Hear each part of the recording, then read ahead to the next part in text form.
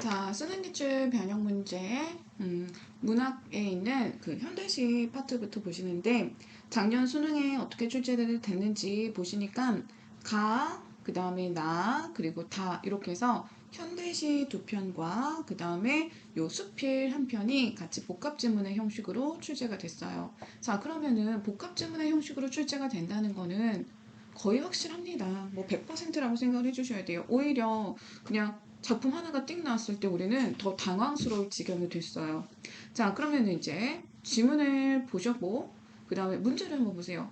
냅다 푸시면 안 됩니다. 냅다 푸시면 안 되고, 일단 이 세트의 복합갈래의 세트의 첫 번째 문제는 작품 전체의 시선전개 방식이라든지 표현성의 특징, 그리고 주제의식, 뭐 이런 것들을 비교평가하는 그런 내용이 나오지 않겠습니까? 얘는 좀 밀어둡시다. 18번은 좀 밀어두기로 하고, 가작품 단독, 나작품 단독, 다작품 단독, 이렇게 단독적으로 풀어갈 수 있는 문제를 먼저 보시는 거예요. 그러면은 그 문제들을 보시는 과정 속에서 전체적인 비교 평가도 가능해지실 수가 있을 거라는 거죠. 자, 19번 보시면은 A, B, C, D, E가 뭐냐면은 그 앞에 있는 가작품이요. 여기가 이거 잘못 나와 있는데 이거 가작품이라고 바꿔주셔야 돼요. 그래서 나의 묵하에는이 아니라 가의 묵하에는으로 바꿔봅니다. 자, 가의 묵하에는 고양의 이미지가 담겨 있을 건데 그렇구나, 고양과 관련된 거구나.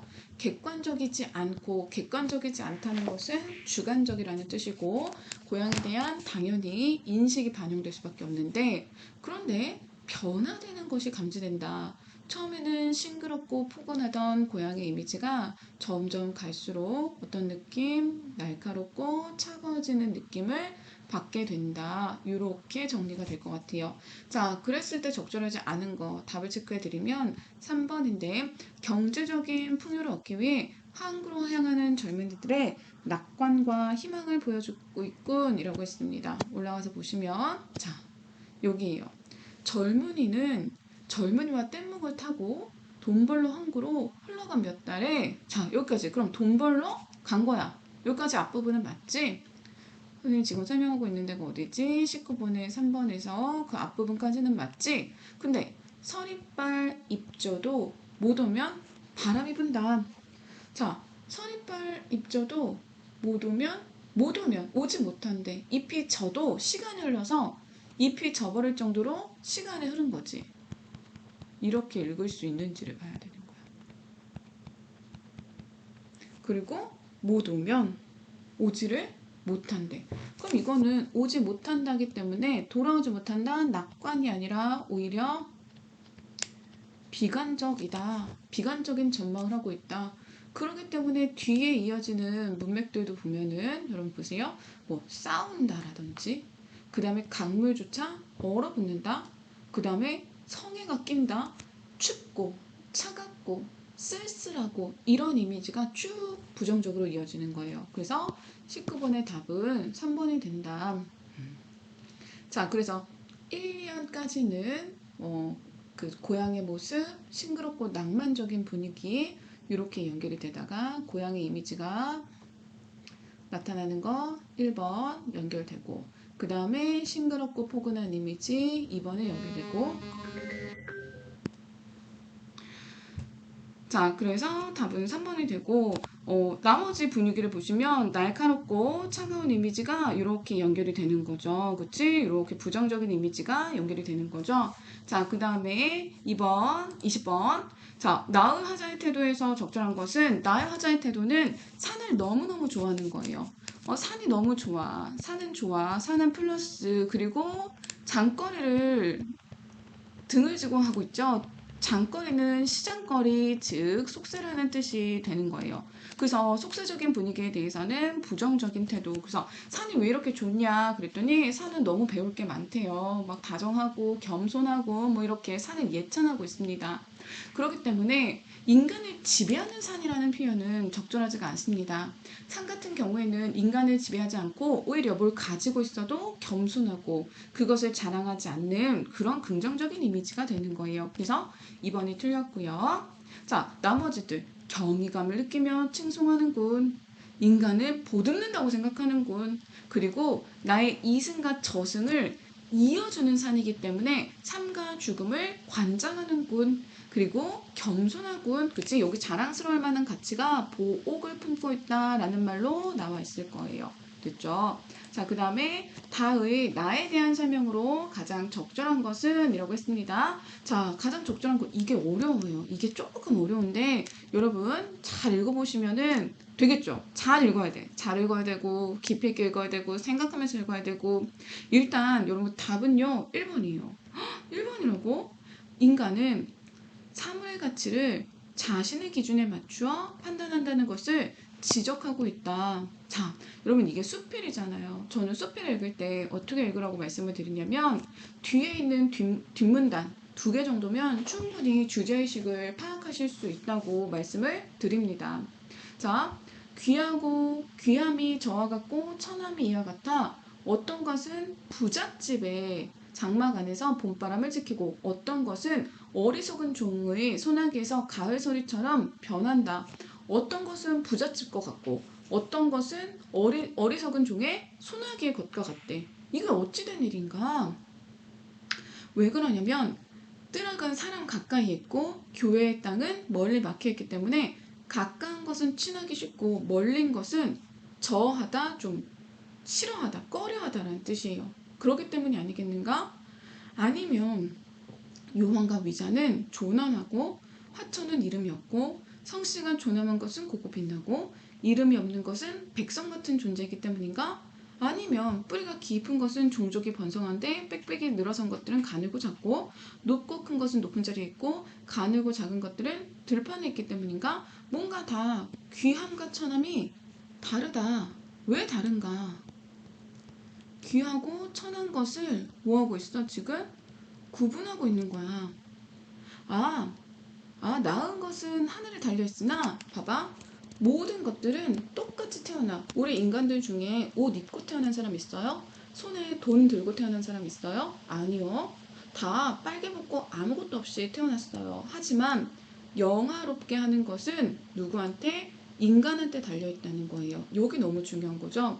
하늘은 사사로움이 없기 때문에 균일해요. 공평하게 태어나게 했어요. 하지만 인간은 그렇지가 못해요. 널리 베풀지 못하기 때문에 좀 부족함. 이때 소원은 wish가 아니라 부족하다는 뜻이에요. 부족함도 있고 친하기도 한다. 하늘은 낳아줬는데 어찌 사람이 영화롭게 하고 영화롭게 못한다고 원망할 수 있겠는가? 원망할 수 없다. 나에게는 비록 감정이 있지만 풀에는 감정이 없고 소의 목구멍을 채우는 것과 나비로 하여금 다투어 찾도록 하는 것을 그럼 어떻게 다르게 보겠는가? 다르게 봐서는 안 된다. 원래 본질은 다 같다. 이 얘기를 하고 있는 거야.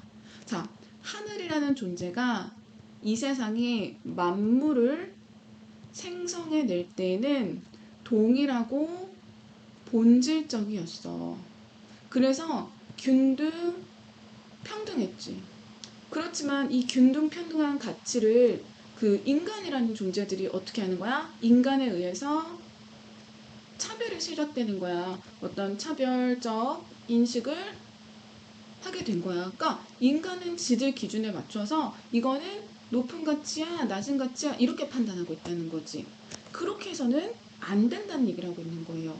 조금 어렵지만 답은 그래서 1번입니다. 네. 다음에 자, 세트 문제 22번 먼저 보고 갈게요. 가와 나에 대한 설명으로 가장 적절한 것은 3번인데 가와 나는 각각 고향과 산이라는 특정 공간을 대한 그렇죠. 주관적인 시선을 매개한다 그랬는데 이 거산호의 산은요 되게 예찬적인 대상인데 여러분 이 세상에 존재하는 모든 사람이 산을 좋아하겠습니까? 산을 별로 좋아하지 않는 사람도 있겠죠. 그 다음에 우리 아까 이 문제 힌트 19번에 뭐라 그랬어요? 아까 19번에서 고향에 대한 이미지가 객관적이지 않다라고 했어요. 선생님이 아까 설명하면서 뭐라 그랬지? 객관적이지 않다? 주관적이다. 주관적인 인식이 반영되어 있다. 똑같은 말 아니겠습니까? 그래서 이 문제는 사실 19번 보기에 얘는 19번 보기 안에 이렇게 큰 힌트가 담겨져 있는 거예요. 수능 시험지인데 마치 답을 주고 문제를 찍으라는 그런 유형밖에 안 되는 거죠. 자, 마지막 18번 볼게요. 요 세트의 마지막이에요. 18번 보시면은 적절한 것은 2번이 되는데 나에서 대상들을 대비하는 아까 얘기했잖아. 무슨 얘기했었지? 옆에 문제 살짝 볼까? 사는 플러스인데 장거리는 마이너스적인 존재다라고 해서 대상들을 서로 대비하는 방식으로 화자가 지향하는 가치, 자연에 대한 어떤 예찬적 태도가 나타나는 거예요. 그래서 답은 2번이 되는 겁니다. 자, 요 문학의 첫 번째 세트는 이렇게 보시고, 자, 여기 뒤에 23번.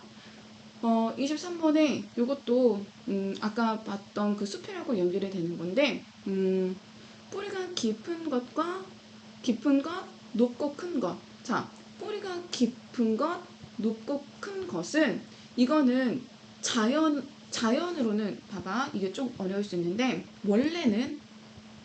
원래는 자연적인 존재들 있잖아. 얘네들은 아주 균등한 본질적인 가치를 가지고 태어났어. 근데 우리가 어떤 건 뿌리가 깊어, 어떤 건 높고 빽빽해, 어떤 건 높은 거야, 어떤 건 낮은 거야, 어떤 건 귀하지, 어떤 건 천하지. 이렇게 차별적 인식을 하게 된 것은 누구에 의해서? 인간에 의해서 귀하고 천함이라는 그 차별적인 인식을 하게 된 거예요. 그래서 자연에 의해서 선택받은 대상을 상징하는 게 아닌 거죠. 오히려 누구에 의해서? 인간의 판단에 또는 인간의 인식에 의해서 이렇게 차별적인 가치를 갖게 된 거죠. 자, 그래서 항상 여러분 여기다가 비유가 나오면 뭐가 중요하다? 당연히 원관념이 제일 중요한 거야. 근데 학생들은 보조관념에 굉장히 꽂힌다는 것도 생각을 좀 해주셔야 됩니다. 아시겠죠? 자, 현대시는 여기까지 일단 마무리하겠습니다.